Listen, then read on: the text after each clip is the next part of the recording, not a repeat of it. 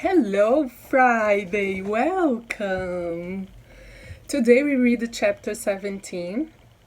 God will change Abram's name. I will finally say Abraham correctly. Tomorrow, 18, which is the chapter where we see that a son is promised to him. And we also see that Abraham, tomorrow, will be bold and bargain with God on the salvation of Sodom. Yeah, very bold. Yeah, but before chapter 17, take a look. After the flood and the Babylon Tower, we meet Abram in chapter 12 when God calls him and make a promise. After some time out of his hometown and already separated from Lot, Abram is informed that his nephew was taken captive by a king in a war. Abram rescues his brother's son and gets to know Melchizedek, who's described in Hebrews with all the adjectives attributed to Jesus.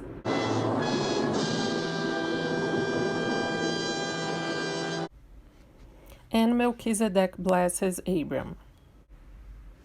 God makes a covenant with the father of faith, but he gets confused since he had no child. Sarai tries to help God, as if he needed,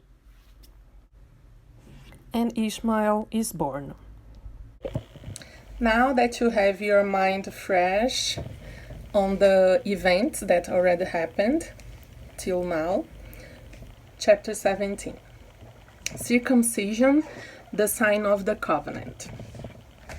When Abram was 99 years old, the Lord appeared to him and said, I am the Almighty God. Obey me and always do what is right. I will make my covenant with you and give you many descendants. Abram bowed down with his face touching the ground, and God said, I make this covenant with you. I promise that you will be the ancestor of many nations. Your name will be no longer Abram, but Abraham, because I am making you the ancestor of many nations. I will give you many descendants, and some of them will be kings.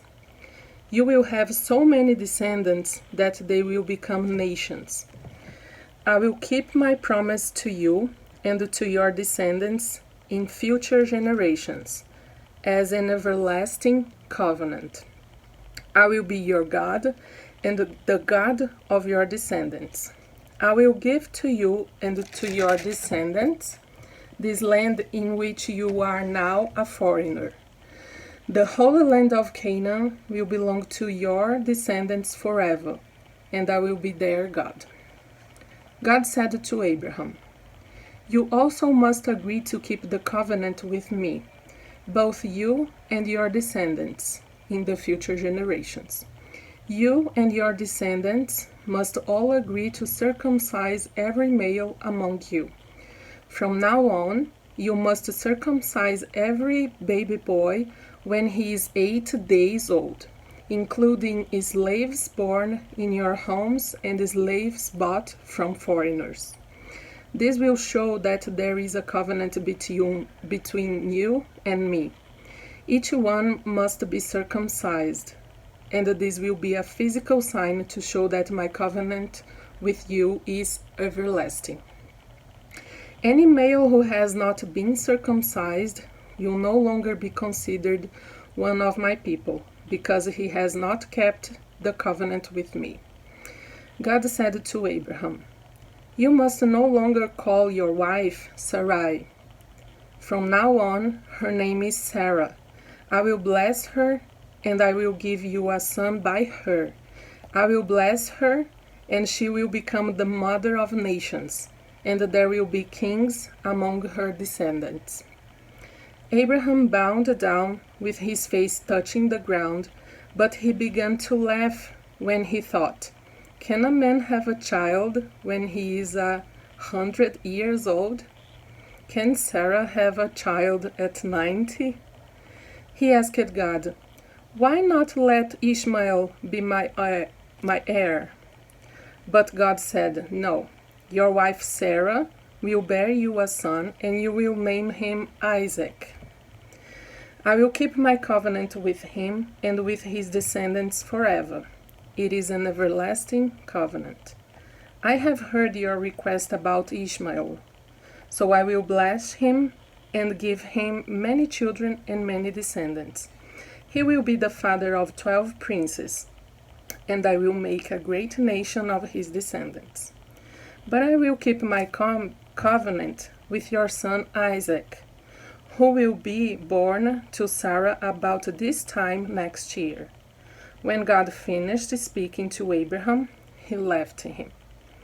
On that same day, Abraham obeyed God and circumcised his son Ishmael and all the other males in his household, including the slaves born in his home and those he had brought. Abraham was 99 years old when he was circumcised, and his son Ishmael was 13. They were both circumcised on the same day, together with all of Abraham's slaves.